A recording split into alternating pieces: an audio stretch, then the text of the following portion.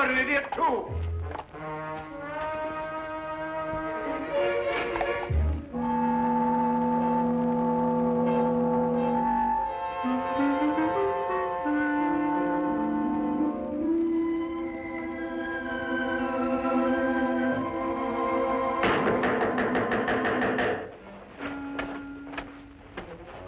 Did you hear that?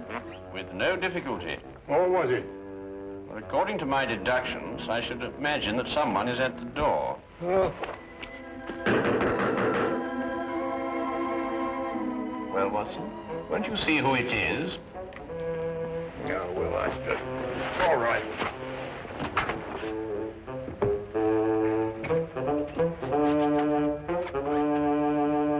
How do you do? Out of my way, imbecile.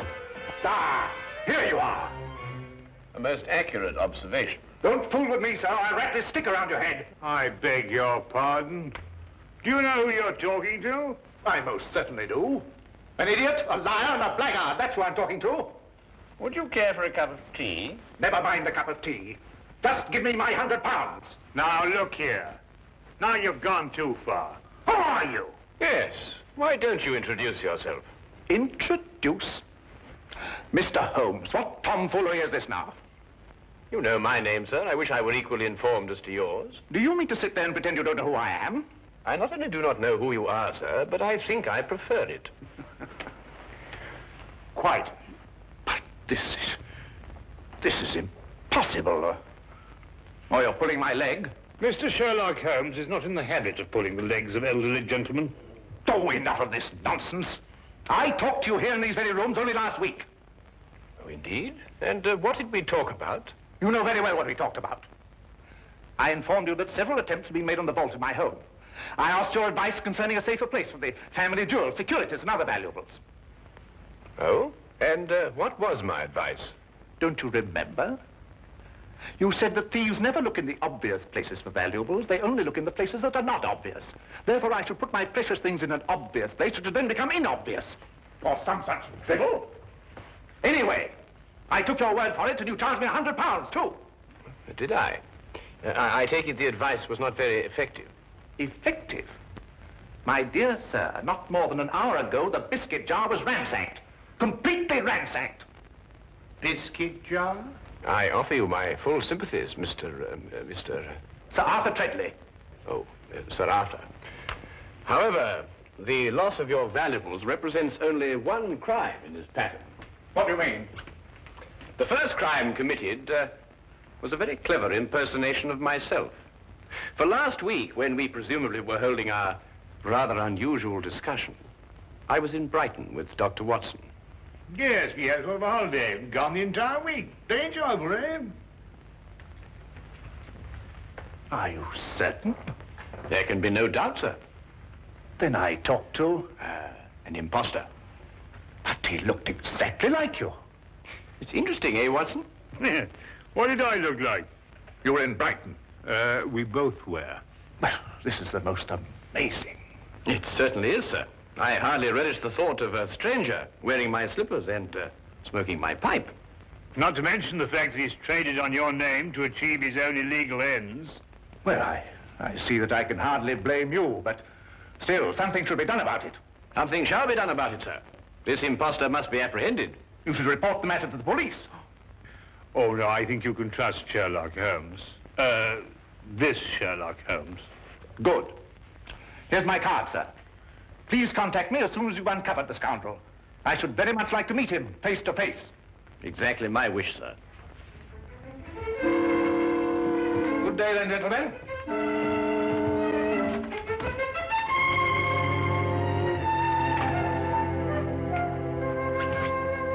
Oh, the nerve, all the impudence breaking in here and pretending to be Sherlock Holmes.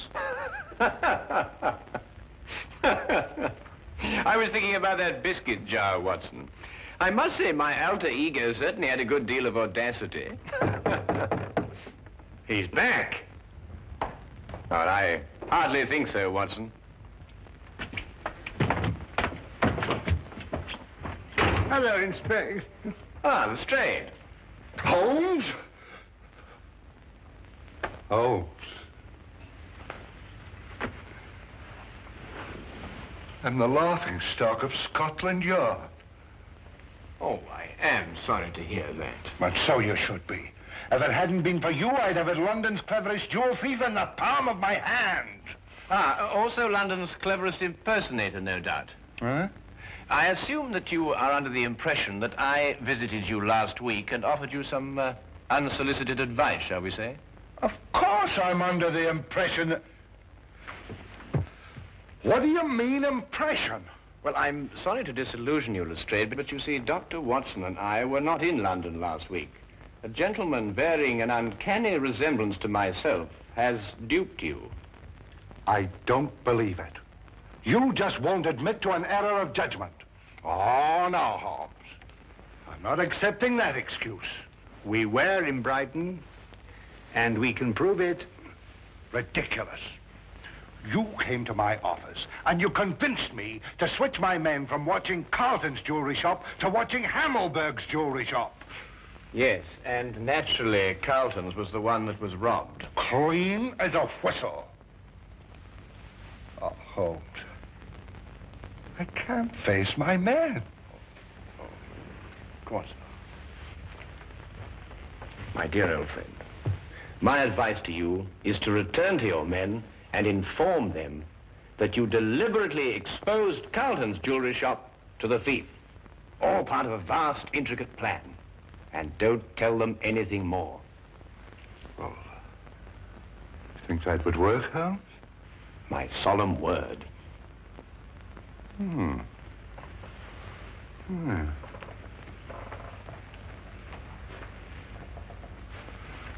I'll do that, Holmes.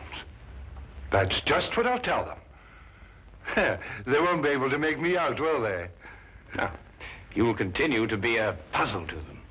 Yes. Oh, thank you, Holmes, thank you. Oh, by the way, you weren't serious about that impersonator, were you? Quite serious. Ridiculous.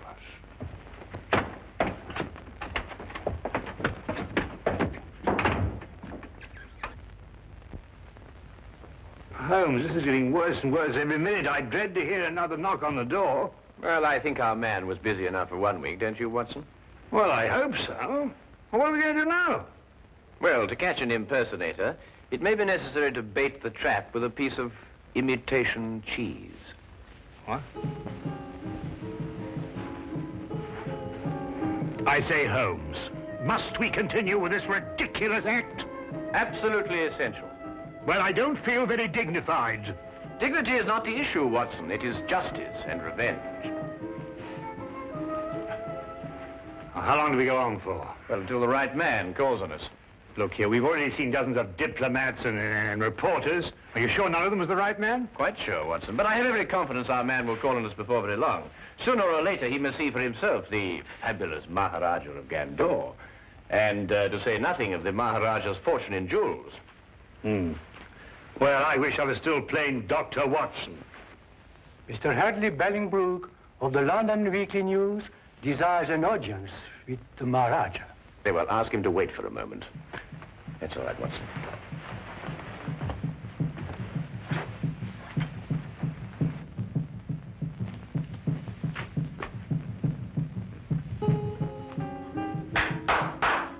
Show Mr. Bellingbrook in.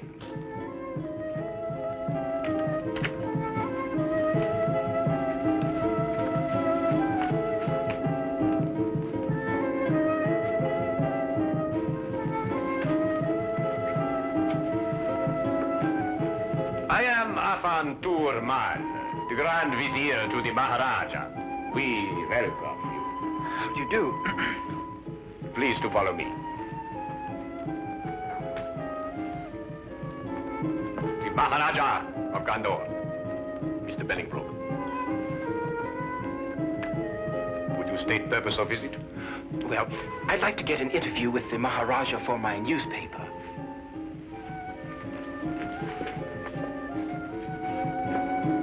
Pundri Hai, Iskla, Garibalahira. We grant interview. First question, please.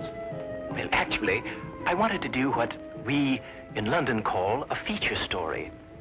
Naturally, I know that every newspaper has already covered the fact that the Maharaja is honoring us with a visit. I thought, therefore, that we might have, well, just sort of an informal chat. Very interesting, very interesting. We grant an informal chat. Thank you. Your Highness, the population of London has heard a great deal about your jewels. I wonder, would you tell me what their value is? You may say for publication that the Maharaja's jewels are worth well in excess of £500,000. I see.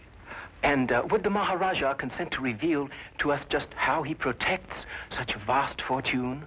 The Maharaja retains 30 men whose sole task it is to guard the vast wealth. Very interesting. Yes, but it is not the fear of theft that disturbs the Maharaja. Oh?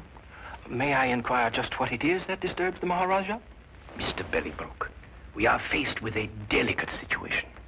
May we take you in our confidence? Oh, yes, of course. Well, the truth is that the Maharaja's daughter is in love with a young Englishman. I had no idea. It is all too true, but we are plagued with doubts. Doubts? Yes. We would like to know if the young man is sincere in his affections, or, as you might term it, is he a fortune hunter? So you see, to most men, £500,000 is a fortune. That is a serious problem. Indeed, we would ask you in the greatest confidence if you could recommend to us a private individual who could carry out some discreet investigations into the young man's background and motives, eh? Have you not heard of Sherlock Holmes? Sherlock Holmes? No. The name falls strangely on our ears. I assure you, sir, the man is a master in matters of this nature. Then perhaps he is the one we seek. I'm sure he would be delighted to assist you. However, he is quite busy. I can't say exactly when he will be available. Then perhaps you could manage to have a word with him and persuade him to give us an interview. Indeed, I shall. I will inform you the moment that he's in a position to accept the Maharaja's problem. We will be present when the time comes. You have been of great assistance. Already you have lightened the royal burden. You will find Mr. Holmes most helpful. There is no secret, however intimate its nature, that you cannot entrust to him. Oh, indeed, indeed. As we say in our country, a wise man is a quiet man. Oh, most true. And now, may I ask the Maharaja another question? No, please, please. The Maharaja is fatigued with the interview. The Maharaja bids you good day. Oh, yes, yes, of course. Your visit has been most pleasing to us. Good day, Mr. Bellingbroke.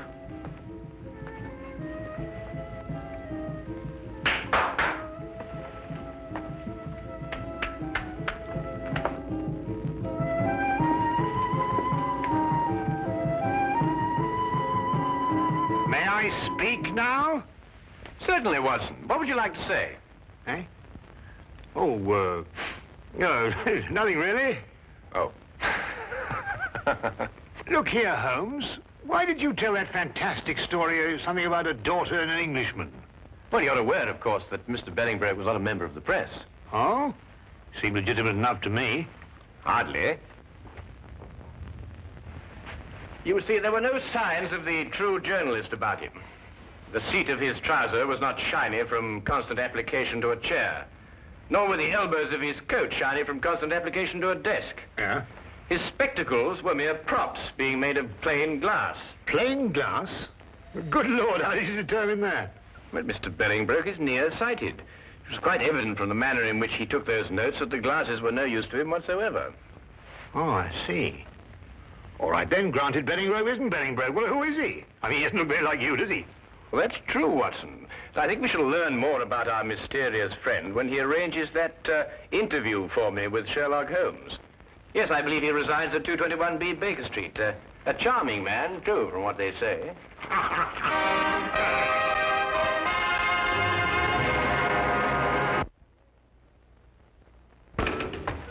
Cabby?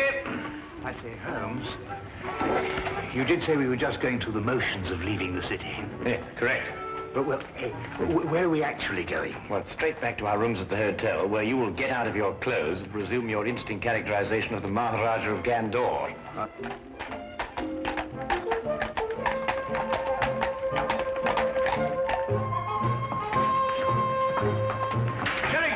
my good man, and hurry. We have a train to catch.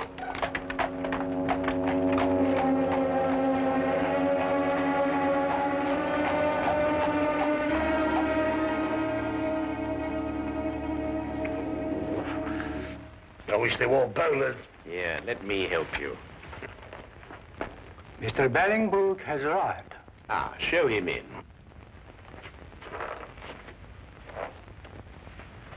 Maharaja. Huh? Ah, Mr. Bellingbrook. We greet you in peace and in hope. I think your hope is justified.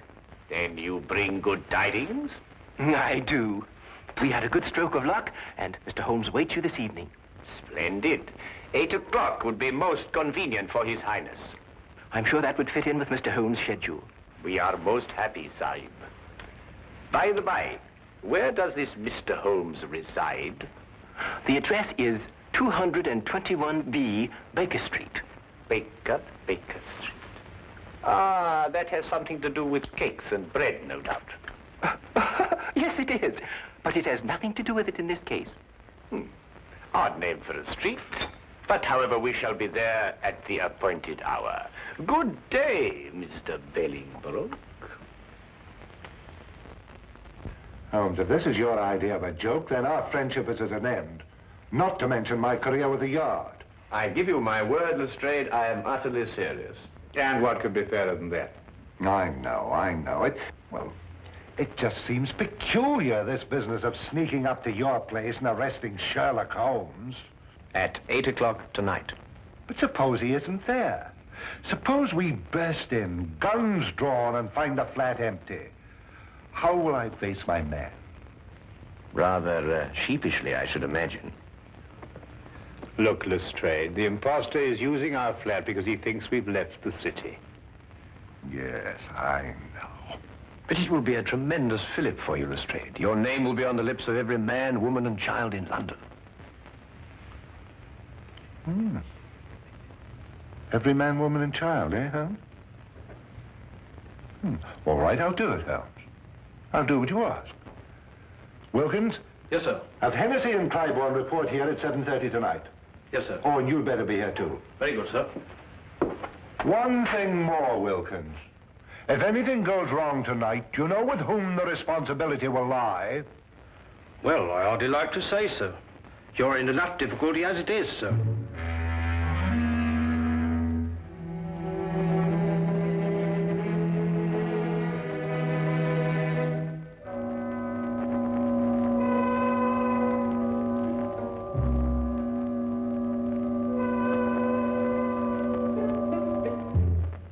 It will be necessary to surprise our unwelcome guest. Of course.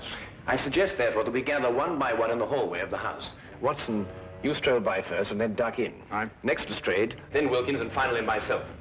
What about Clybourne and Hennessy? Hennessy, you ought to go around the corner and station yourself at the back of the house. And mind, keep a good lookout. And Clybourne, you remain here and watch the front of the house. Now, is everything understood? Good. Then let's be off.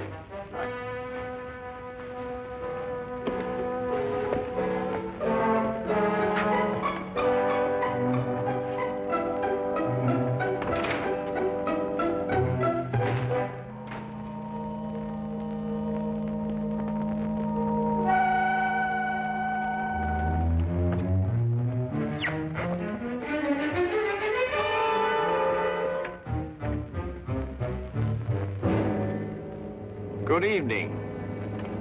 Very good. I must say the resemblance is quite remarkable. It is remarkable, but I should have known better than attempt to deceive you, Mr. Holmes. My error. I think you'd better come along quietly. I have no other choice, have I? You quite outnumber me.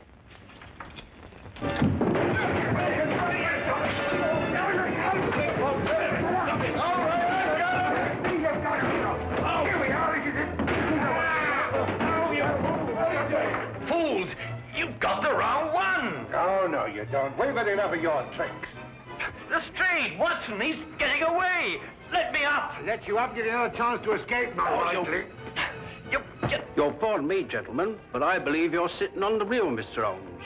What makes you think so, Wilkins? Well, if he's the imposter, Where is the real Mr. Holmes? Yes, of course, you idiots. The real Holmes would run away. There should be two of us. Oh, my goodness, he's right. I'm most terribly sorry, Holmes. There's no time for all that now, Watson. Please, come on.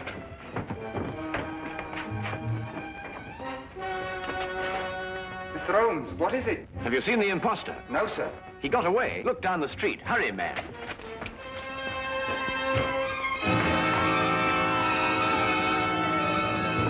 Don't move. Cliven, what are you doing? Why, Mr. Holmes just told me that the imposter... Oh, my goodness. Where did you see him, Cliven? Right at my post. I don't know which direction he took. Well, he can't have gone very far. Yeah, what's that, Watson? Why, it's Putty. Mr. Holmes, Alfred. how did you get here so quick? Alfred, where was I when you last saw me? Right, down the street quite a way. And which direction was I going? Don't you know, sir? No, that's why I'm asking you. Tell me quickly. Why, it looked like you was cutting over the red line. Thank you, Alfred, for your assistance. I said hello, but you acted like you didn't even know me.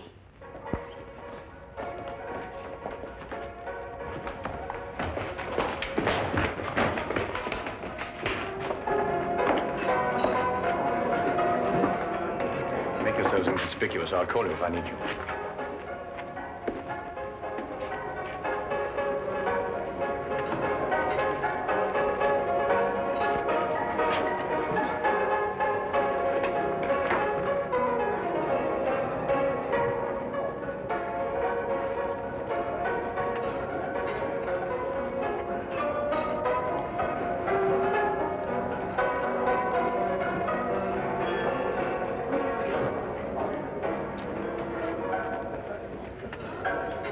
Meet again, Mr. Bellingbroke. I beg your pardon. Disagreeable stuff, Putty, isn't it? The way it sticks to everything. Your hand and cup. No, I wouldn't advise you to do that. There's no point in trying to run away again. You see, there can be no possible confusion between us this time.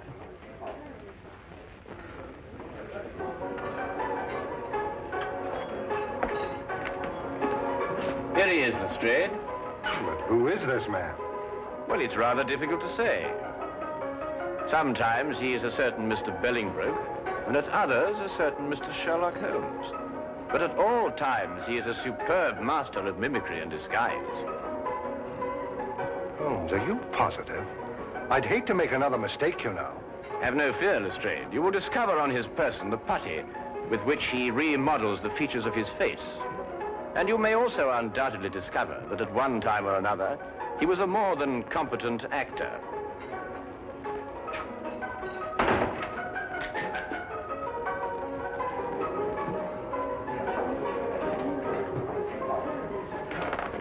But Holmes, I still... All right, all of you. Now move in. Come on, Tony, we can make a break for it. Just in the nick of time, Charlie boy. Here, give me the gun. Thank you. Now, won't you sit down opposite your partner? Aren't you Tony Simmons? No, I am Sherlock Holmes. And this, in yet another disguise, is Tony Simmons. And this is Inspector Lestrade of Scotland Yard, Dr. Watson, Sergeant Wilkins, and Officer Clybourne. Now, is everything quite clear? Wilkins, give me a hand. My head feels quite light.